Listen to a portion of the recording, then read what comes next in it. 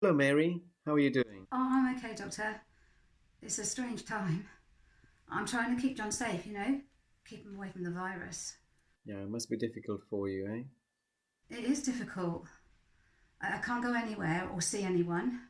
We've been self isolating for 3 weeks now, sleeping in separate rooms, just trying to keep John safe, just doing the best I can on my own. Yeah, and I think you're doing a great job, being there with him. I know it must be difficult to be alone in the house, not being able to go out. In terms of John, how do you think his illness is progressing? Well, he's not getting any worse. I mean, he hasn't got any worse since the cancer came back, but he's not getting any better either. They said at the hospital that he won't get any better. He needs a lot of help from me, but Right. but like I say, Okay. he's not getting any worse. Good. Good in the sense that he's not getting worse. Unfortunately, as the hospital have told you, it's unlikely that he's going to get that much better, isn't he? That's right. Yeah, they can't offer any more treatment now. We have to just keep him well for as long as possible. And unfortunately, also, we have a virus going around, don't we? I don't think it would be good for John if he caught it, which is worrying, isn't it? Yes, it is. Now, if John were to catch this virus somehow, it really would have a disastrous effect on his health. Well, his breathing's bad enough as it is. I don't think he would cope. I don't think his body can cope with a virus. Yeah, and I think you're probably right, really. Unfortunately, the virus would cause such changes in his body and his immunity that his lungs certainly wouldn't cope. His heart might not cope at all. No, I don't think he would make it. I'm sorry to be upsetting you. I can sense in your voice that this is not an easy conversation to have, is it? It's so sad to think about him getting worse. I'm trying to keep him well. I know it will happen, and I know we don't have long together, but it makes me sad to think about it. To think about it. Yeah, yeah. Well, I'm very sorry about that. John hates hospitals. Neither of us want to spend more time in hospital. But I don't want to be on my own either. I don't want to be on my own when this gets bad. Would he still be able to go to the hospice with everything that's going on?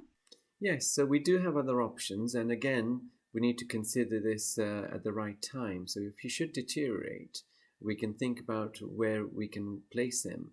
If the hospice has beds available and the workforce available, then certainly we can see if that can be facilitated. So we may end up with helping you and getting the right teams in to support care for him at home.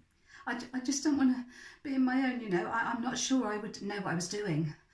But also it's worrying if people come here to the house with the virus. So we would make sure that the people coming in have the right protective gear, not to expose you to anything, and try and make sure we do the best. I just don't want to be on my own. We will not be abandoning you, so please don't worry.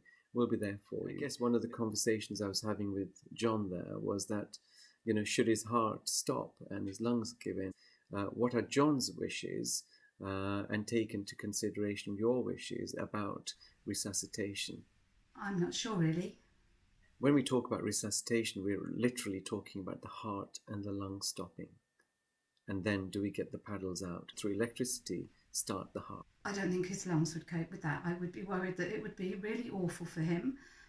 I know I said that things haven't got worse, but they have really. I mean, his breathing's got worse and he just isn't as strong as before. His body isn't as strong. And I would hate for life to be even harder for him than it is now. Yeah.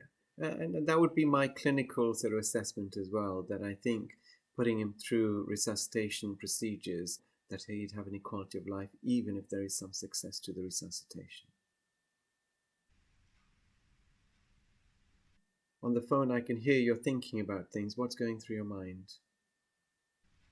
It just makes me sad to think about the end.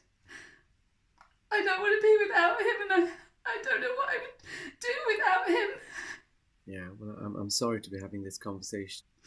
I just hate to think about him suffering in any way. This does not mean that we stop any other treatment. So if he were to get any pains, then we would give him medication. If he were to get an infection, we would maybe consider trying some antibiotics. I just want him to be as well as he can for as long as he can, and I need everyone else to keep him well.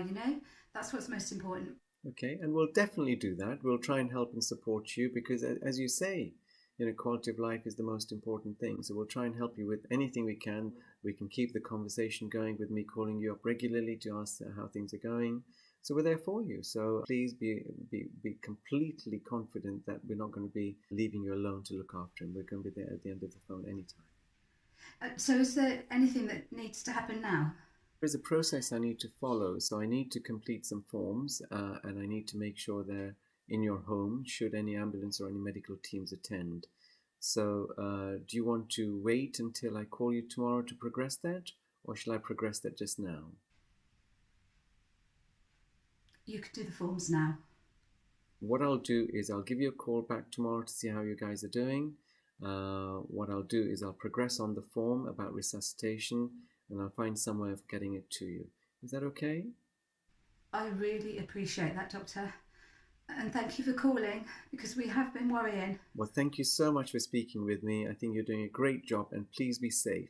Make sure you're isolating yourself as much as possible. I will. And you keep safe too. Okay, all the very best, Mary.